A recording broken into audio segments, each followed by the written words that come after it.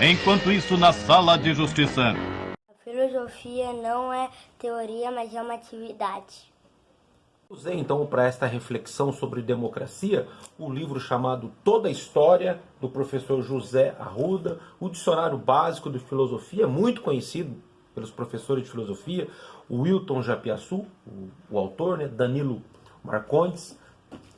Eu usei também o dicionário jurídico do Marcos Cláudio Aquaviva, o Direito Constitucional Esquematizado, professor Pedro Lenza. Então, para enriquecer um pouco essa reflexão, o Brasil ele é uma democracia indireta, representativa.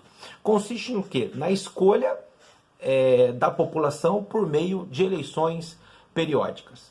Não é? Então, até mesmo aquele que completa 16 anos, ele pode participar do jogo político. Ele pode votar. Ele não é obrigado, mas ele pode votar. Agora vamos imaginar que o aluno ele tem um viés assim, político, talvez pela família, talvez pelo interesse, pelo próprio interesse de estudar, de refletir sobre temas do universo da política, e às vezes ele até mesmo tem uma certa popularidade. Então ele, olha, eu quero com 18 anos me candidatar a vereador. Claro que ele, né, preenchendo aí todos os requisitos, ele pode ser candidato sem problema nenhum. Então o Brasil ele é uma democracia. A gente pode trabalhar nesse sentido. E a cidadania, que é um tema muito conectado à democracia, a cidadania é o quê? É a expressão concreta do exercício da democracia. Então ser cidadão é o quê? É ter direitos, a vida, a liberdade, a propriedade, a igualdade. Estou citando alguns exemplos aqui, é claro, né? Votar, ser votado, ter os seus direitos políticos assegurados, enfim, trazendo alguns elementos aqui da democracia do Brasil, claro, do cidadão, da cidadania, que é o exercício real da democracia. Para dizer que nós vivemos sim um sistema democrático. Se ele é bom, se ele não é bom, isso é um outro debate, é uma outra reflexão. Mas a democracia ela não tem a sua origem no Brasil, na França, nos Estados Unidos. Ela é grega. Então, por volta do ano de 510 antes de Jesus Cristo, houve um político, um legislador chamado Clístenes. Então, o Clístenes, ele liderou uma revolta popular na Grécia. Então, quem estava ou participava dessa revolta popular? Então, eu tenho alguns atores bastante interessantes, comerciantes, camponeses, pequenos proprietários de terras, o artesão. Então, esses grupos não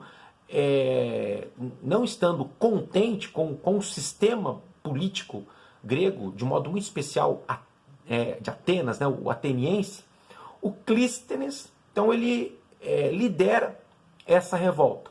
Tanto que ele é autor de uma situação bastante interessante em Atenas. Ele é o personagem que divide Atenas em 10 tribos, ou seja, para facilitar até mesmo a questão do comando. Ou seja, as decisões nesse sentido, elas passam a não estar na mão de uma pessoa ou de um grupo, mas é como se fosse o nascimento da democracia. Ou seja, dividindo Atenas em 10 partes, dá-se a impressão de que eu tenho aí o estilo, ou o começo de um estilo de governo bastante interessante, que aí nós chamamos de democracia. Ou seja, demo, o povo, kratos, kratia, né, o termo em grego, poder. O poder que vem do povo. Em Atenas, é interessante nós notarmos que existiam 4 grupos. Fiz até uma figura aqui para a gente tentar compreender isso aí. Então tem o eupátrida, que são os donos de terras. não é? Aqueles que participam de modo direto da democracia. Eu tenho os comerciantes, está aqui na segunda camada aqui, né, os pequenos proprietários de terra, artesãos. Eu tenho, depois de uma terceira camada, os metecos, que é os estrangeiros, que não têm direito político, eles não são cidadãos, não são considerados cidadãos, não participam do debate político. Eu tenho aqueles que são os escravos, seja por dívida, eles ficavam escravizados por um determinado tempo, ou aqueles que eram vencidos de guerra. Então eu tenho alguns grupos em Atenas, mas eu não posso dizer que a democracia grega ela é igual à democracia brasileira, onde um adolescente com 16 anos ele pode participar do jogo político.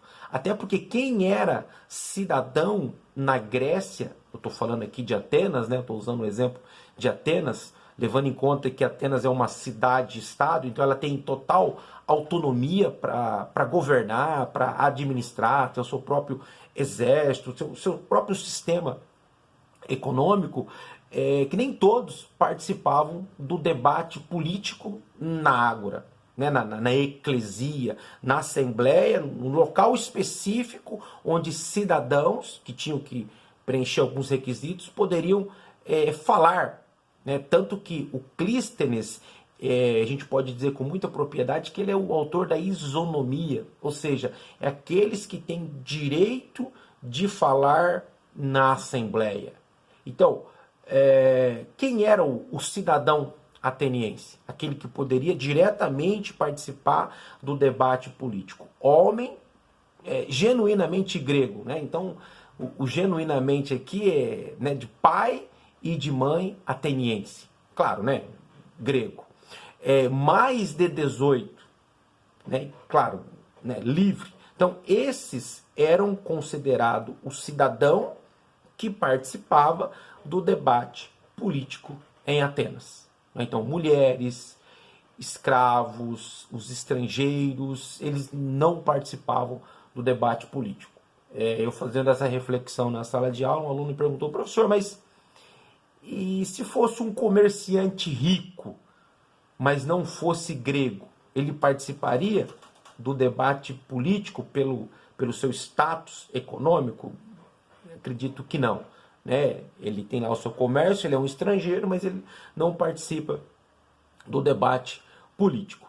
Então, trouxe um pouco aí da reflexão onde a Grécia, além de nos presentear com a filosofia, com a arte, com a arquitetura, com tantas coisas importantes, ela também nos dá a ideia de um governo um pouco mais alargado. Nós chamamos isso de democracia, o poder que vem do povo, o poder do cidadão que participa diretamente, né? O Brasil ele tem uma democracia indireta, representativa, eleição periódica. Atenas ela tem uma democracia direta. É o homem livre com mais de 18, de pai e de mãe grego, ateniense. Ele vota, ele participa, ele discute, ele fala, ele argumenta, ele usa da racionalidade para buscar melhores leis, melhores condições de vida para a polis. Então ele participa efetivamente e diretamente das decisões da cidade. Então a origem da democracia, nós podemos com muita tranquilidade e propriedade, cercada de uma bibliografia bastante interessante, dizer que ela é grega. Foram os gregos que nos deram essa forma de governo. Se é conveniente, se não é conveniente, se é importante, se é boa, se satisfaz aos nossos anseios, isso é um outro debate. Mas a origem é grega, de modo especial Atenas.